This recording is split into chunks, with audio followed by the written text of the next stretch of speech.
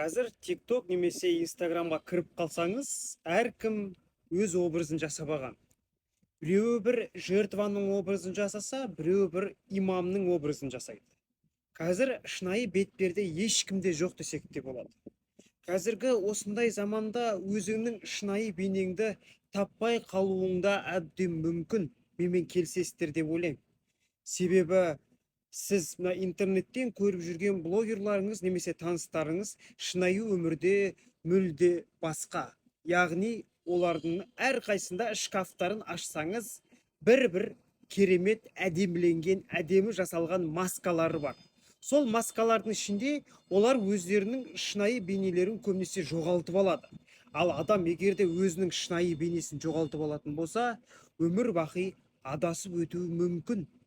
Менімен толықтай келісесіздер деп ойлаймын. Сондықтан да халқым, құрметті достар, өзіңіздің шынайы бейнеңізді жоғалтып алып, таппай әлек болып қалып жүрмеңіз.